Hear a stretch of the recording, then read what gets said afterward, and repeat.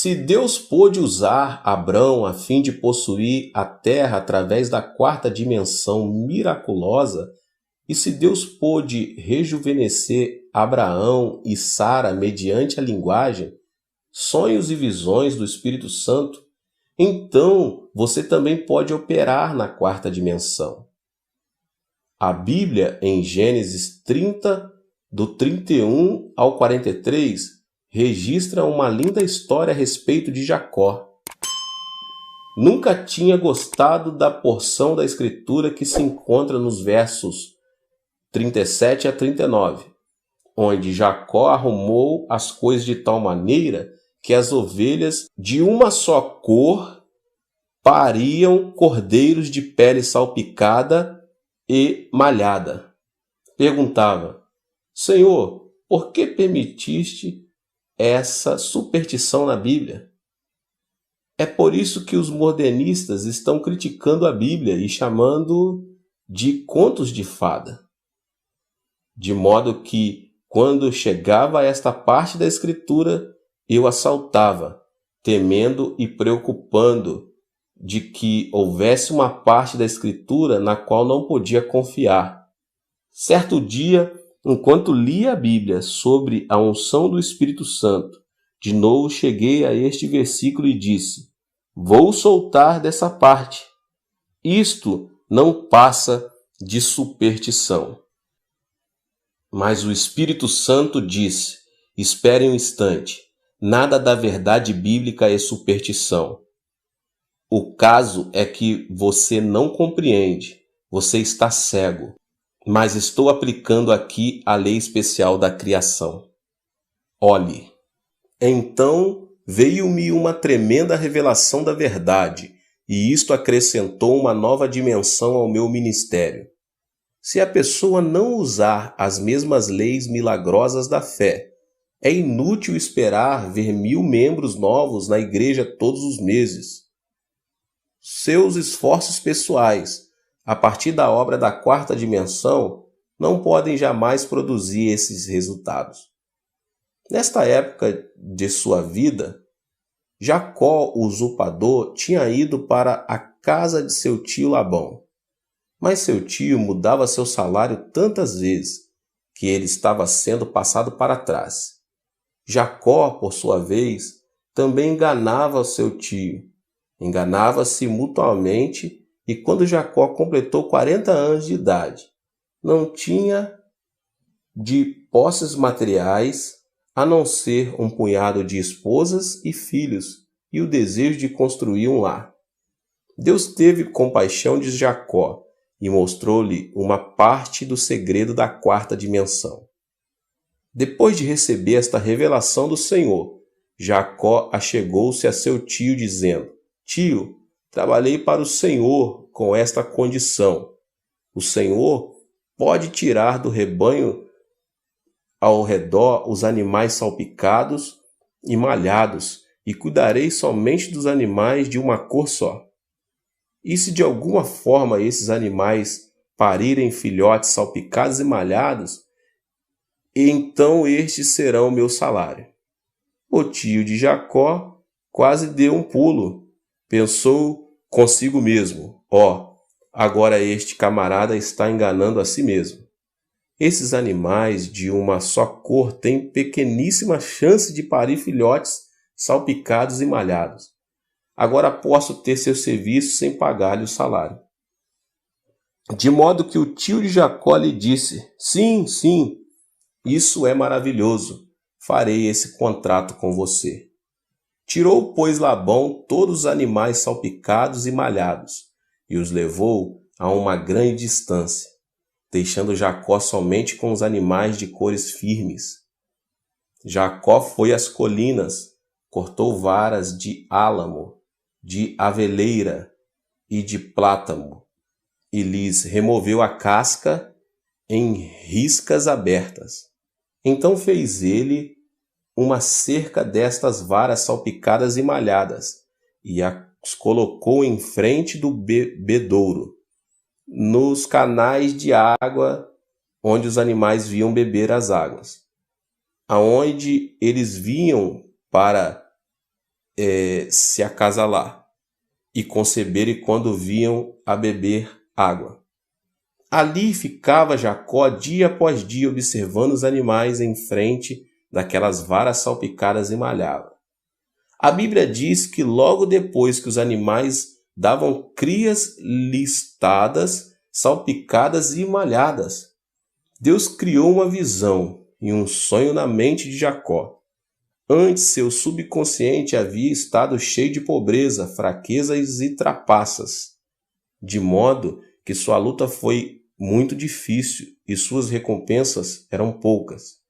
Mas Deus mudou a imaginação de Jacó, seu subconsciente, usando esta parede de varas malhadas e salpicadas como material, a fim de ajudá-lo a visualizar e sonhar. Jacó olhou tanto para aquela parede que sua mente se encheu da visão. Dormia e sonhava com as ovelhas dando crias malhadas e salpicadas. No capítulo seguinte, lemos que as ovelhas deram crias malhadas e salpicadas. A imaginação do homem tem um grande papel na quarta dimensão. Os animais não podiam ter imaginação no sentido em que a possuímos, porque a imaginação é obra do espírito do homem. Quando Jacó começou a compreender esta visão e sonhos de ovelhas malhadas e salpicadas no coração e imaginação, começou ele a aprender a linguagem do Espírito Santo. Só podemos conversar com outra pessoa mediante uma linguagem conhecida. Jamais podemos conversar numa língua desconhecida. Quando Jacó começou a aprender a linguagem do Espírito Santo, imediatamente ele começou a conversar com o Espírito Santo e ele começou a operar. O Espírito Santo apertou os botões adequados para os genes necessários e as ovelhas de Jacó começaram a dar crias malhadas e salpicadas.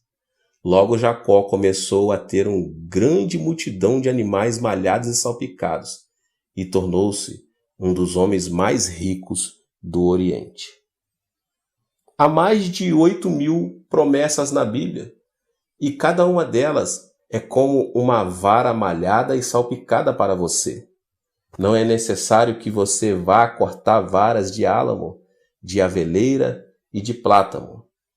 Em vez disso, você pode tomar posse as promessas da Bíblia, todas malhadas e salpicadas que esperam por você. Essas promessas, contudo, são um pouco diferentes, pois são todas malhadas e salpicadas pelo sangue de Jesus Cristo. Muito tempo depois de Jacó, Deus levantou uma árvore manchada e salpicada. Desta vez, esta árvore foi erguida no Calvário. E essa árvore não foi manchada e salpicada com uma faca, mas com o sangue real do Filho de Deus. Qualquer pessoa pode vir e olhar para esta árvore manchada e receber uma nova imagem, um novo sonho, uma nova visão, pelo poder do Espírito Santo e ser mudada. Agora permita-me compartilhar com você algo de minha experiência pessoal. Certa véspera de Natal, eu estava ocupado preparando o sermão. Mais tarde, nas horas matinais do dia de Natal, recebi um chamado telefonêmico urgente. Um homem, chamando do Hospital Nacional de Seul, perguntou: "O senhor é o pastor Chu?" "Sim, sou eu. Um dos membros de sua igreja está morrendo. Foi um acidente, foi atingido por um táxi, e o taxista colocou-o no assento de trás e dirigiu com ele a manhã toda." Naquela época, na Coreia, se alguém fosse atropelado e morto por um táxi, o motorista teria de pagar a quantia de $2.500 e então estaria livre de toda obrigação financeira.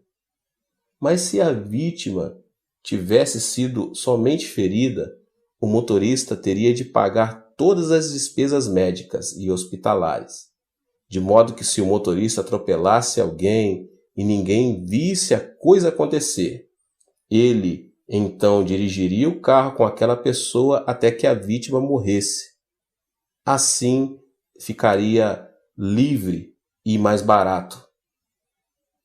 Este membro de minha igreja tinha comprado um lindo chapéu e algumas outras coisas para sua esposa.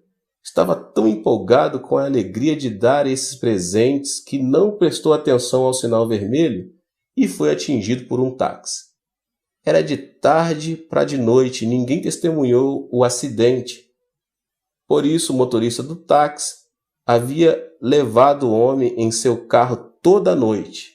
O homem não morreu e finalmente um policial apanhou o táxi e levou o homem para o hospital.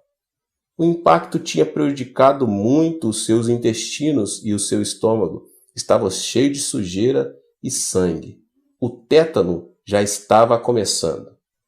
O médico me conhecia e telefonou me dizendo: Dr. Cho, devemos operá-lo? Clinicamente falando, não há esperança. Ele ficou sem um cuidado médico por tanto tempo que o tétano já começou. Não há possibilidade alguma de o curarmos. Mas eu disse: vá em frente e opere. Assim que terminar de pregar meu sermão de Natal, correrei para aí.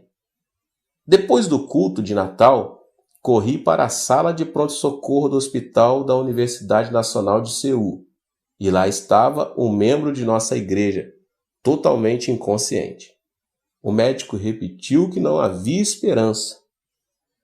Reverendo, não espere nada. Ele está morrendo. Nada podemos fazer.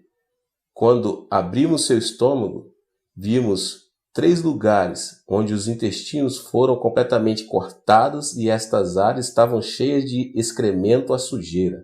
Não há esperança. Respondi: bem, tentarei o melhor que puder. Quando eu entrei na sala, ele estava em um coma profundo. Ajoelhei-me ao pé de sua cama e disse: Senhor Deus, dá-me somente 5 minutos e então tentarei. Faze com que ele saia do estado de coma por 5 minutos e então tentarei. Ao olhar, senti algo mover-se. Abri os olhos e o homem abriu os olhos. Oh, pastor, estou morrendo, clamou ele. Eu sabia então que tinha 5 minutos. Respondi: você não pode dizer isso. Enquanto continuar a dizer isso, você morrerá.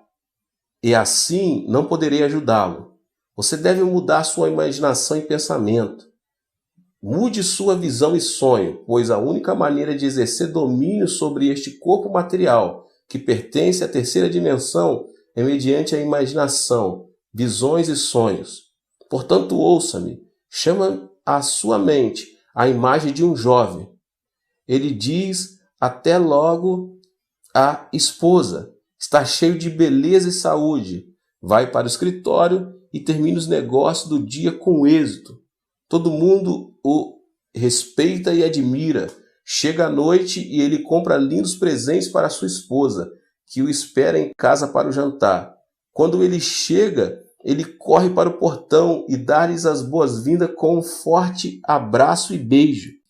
Eles entram em casa, tomam uma deliciosa refeição juntos e gozam uma noite tranquila. O homem de quem estou falando não é um estranho. Este é você. Pense nesse homem.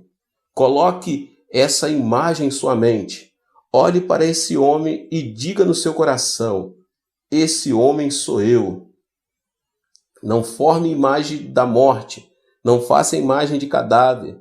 Continue sonhando com esse homem e eu farei a oração. Você simplesmente tem uma imagem mental. Deixe que eu ore. Será que você pode fazer isso? Sim, pastor. Mudarei meu sonho. Mudarei meu pensamento. Direi que eu sou esse homem. Tentarei transformar essa visão e esse sonho em realidade. Eu vejo, clamou ele. Enquanto conversávamos, o médico entrou com os enfermeiros. Começaram a rir de mim, pensando que eu tinha perdido o juízo, mas eu estava falando sério, pois conhecia a lei da 4ª dimensão do Espírito, e este homem tinha começado a falar a linguagem do Espírito Santo. Como um missionário em campo estrangeiro que consegue um nível mais profundo de comunicação com o povo local, aprendendo a falar sua língua diretamente em vez de usar o intérprete. Assim, aquele homem moribundo havia aprendido a linguagem mais profunda do Espírito Santo. Ajoelhei-me e, segurando sua cama, orei. Querido Espírito Santo, agora ele fala a tua língua. Ele tem uma visão e um sonho. Apressa-te a entrar em seu corpo físico e exercer teu domínio. Ordeno que este homem seja feito inteiro e cheio de poder curador. Subitamente, o grupo de enfermeiros incrédulos disse: este quarto está quente demais, o calor é demais, mas o tempo está muito frio. Não havia calor, era o poder do Espírito Santo que produzia todo o calor. O cirurgião e os enfermeiros começaram a sentir o fogo. Suas orelhas ficaram vermelhas e o poder de Deus tornou-se tão forte que até sentimos a cama tremer.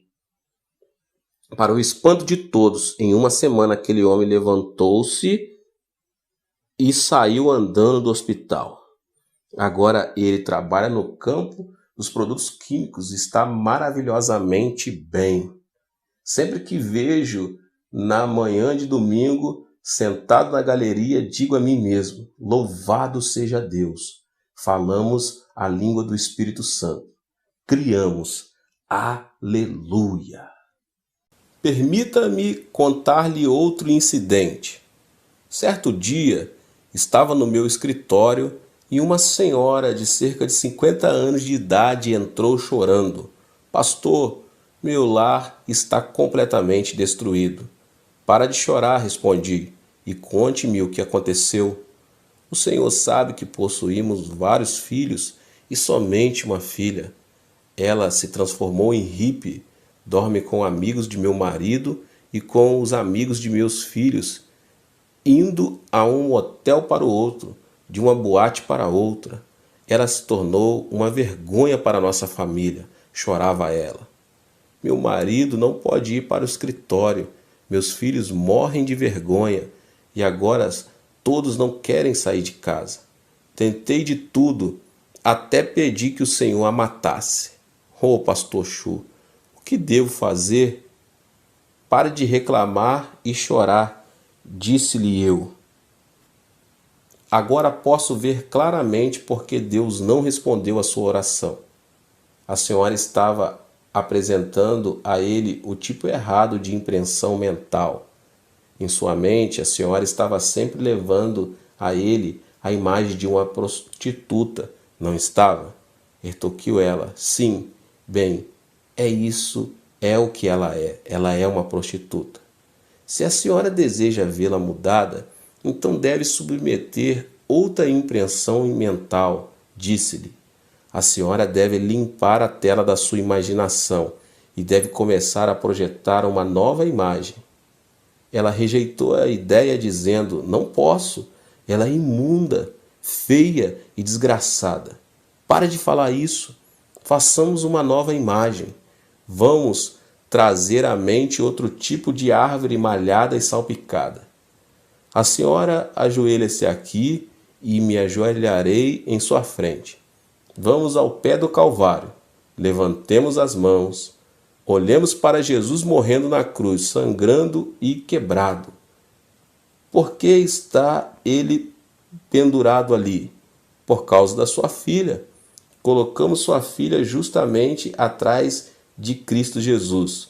Vejamos sua filha através da cruz malhada e salpicada dele. A senhora não pode ver sua filha perdoada, lavada, nascida de novo e cheia do Espírito Santo, completamente mudada? Pode fazer essa imagem mediante o sangue de Jesus? Oh, sim, pastor, respondeu ela. Agora vejo diferentemente. Através de Jesus, através da cruz, posso mudar a imagem que tem de minha filha. Maravilhoso, maravilhoso, exclamei.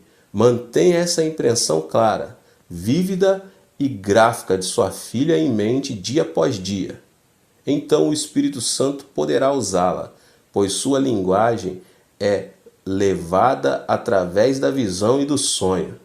Sabemos que estamos fazendo a imagem correta, pois estamos ao pé da cruz. de forma que nos ajoelhamos e oramos. Ó Senhor, agora tu vês essa imagem. Querido Espírito Santo, flui para dentro desta nova imagem, desta nova visão, deste novo sonho. Transforma, realiza milagres. Então despedi essa mãe e quando ela saía era toda de sorrisos. Já não havia choro, pois a imagem que tinha da filha havia mudado.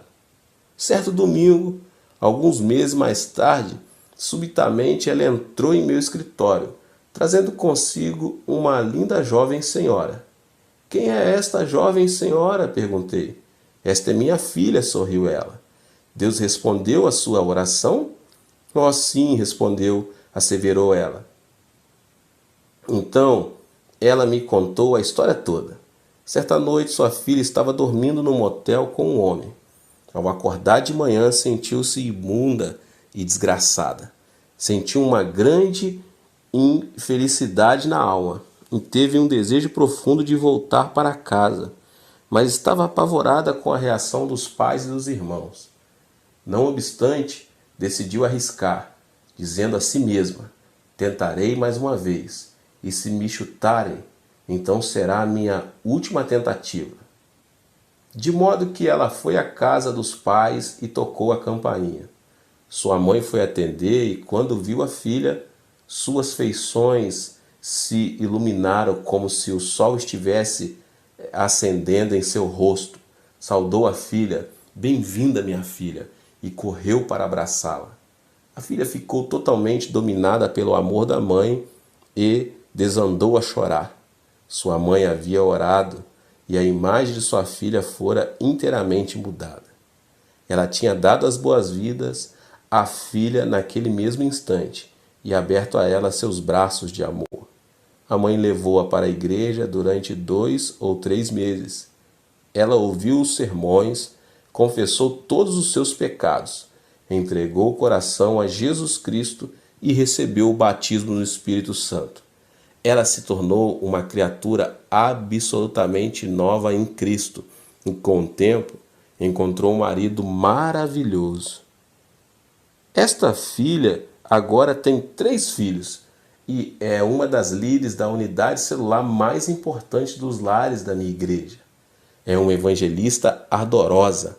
Isso muito aconteceu porque sua mãe mudou a visão e o sonho, aplicando a lei da 4ª dimensão. Por toda a Escritura, Deus sempre fez uso desta lei da 4ª dimensão. Veja José. Antes de ser vendido como escravo, Deus já havia imprimido em seu coração imagens da 4ª dimensão. Através de vários sonhos, Deus deu ao coração de José uma visão clara. Embora ele fosse levado como escravo para o Egito, ele já exercia domínio sobre sua fé. Mais tarde tornou-se primeiro-ministro. Olhe para Moisés.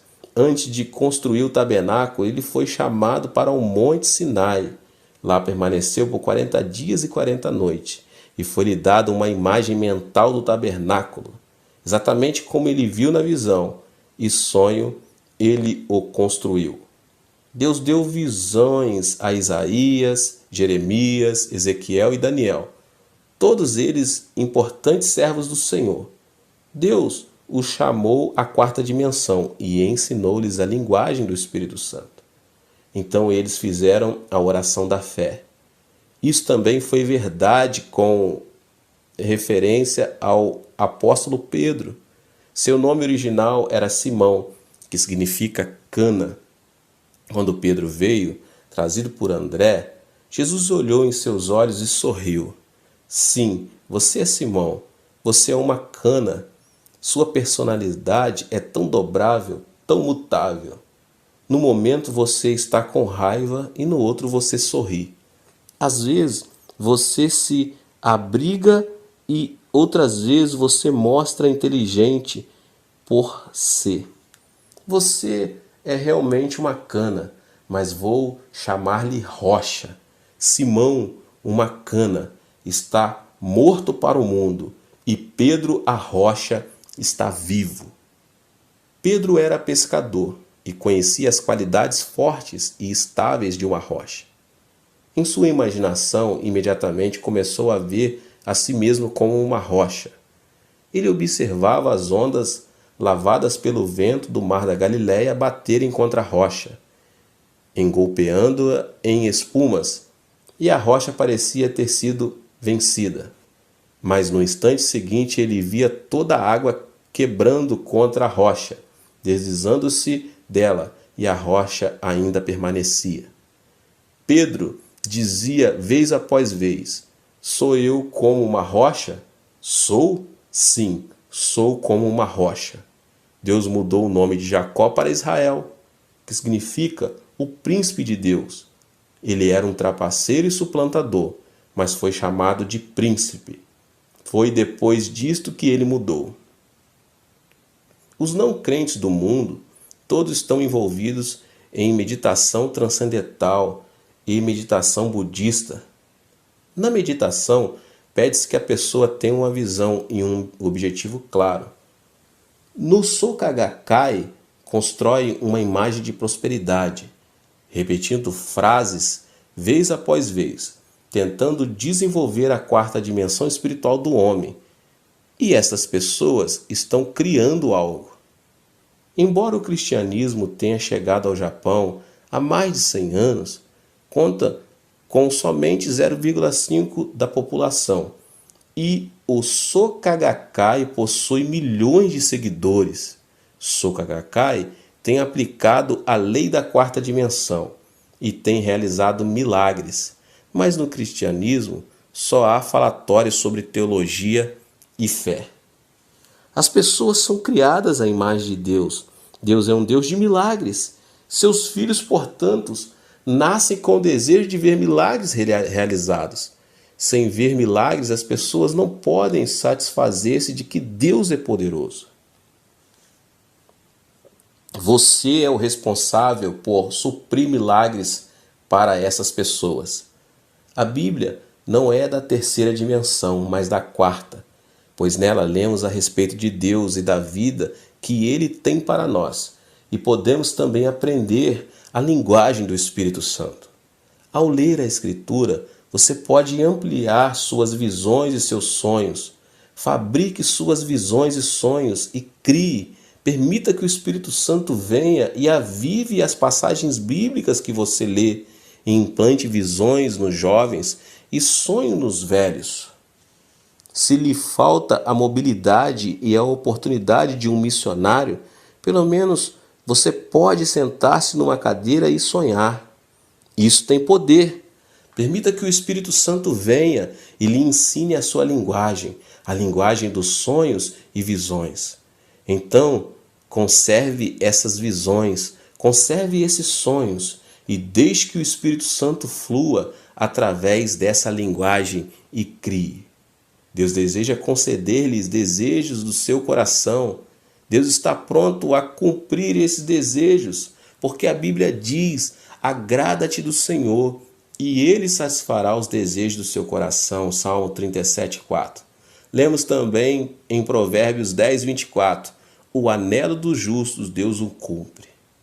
Primeiro tenha um objetivo claro, então faça uma imagem mental vívida e gráfica. E tome-se entusiasta, orando durante todo o processo.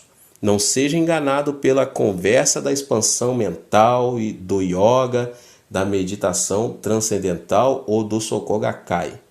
Eles estão simplesmente desenvolvendo a quarta dimensão humana e, nesses casos, não estão operando na quarta dimensão do bem, antes, mas do mal. Que nos levantemos e façamos mais que os magos do Egito. Há fartura de magos no Egito deste mundo, mas usemos todos os nossos sonhos e todas as nossas visões para o nosso santo Deus. Transformemo-nos em Moisés e saiamos a fim de realizar os milagres mais maravilhosos.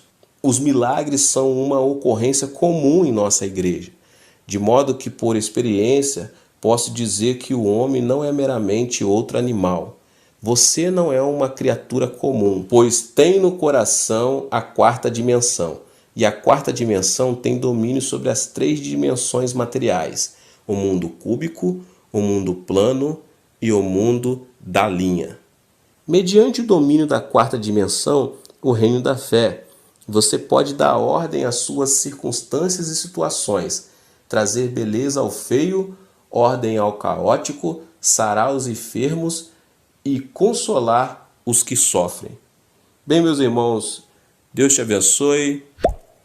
Esse foi mais um vídeo poderoso, abençoado, para abençoar a sua vida. Não se esqueça de se inscrever aqui no canal, de deixar aqui o seu like. Não se esqueça de compartilhar com mais pessoas esse vídeo. Deus te abençoe. Nos vemos. Levanto os meus olhos para os montes e pergunto: de onde me vem o socorro? O meu socorro vem do Senhor, que fez os céus e a terra. Ele não permitirá que você tropece. O seu protetor se manterá alerta. Sim, o protetor de Israel não dormirá. Ele está sempre alerta. O Senhor é o seu protetor, como sombra que o protege. Ele está à sua direita. De dia o sol não te ferirá, nem a lua de noite. O Senhor o protegerá de todo o mal, protegerá a sua vida. O Senhor protegerá a sua saída e a sua chegada, desde agora e para sempre.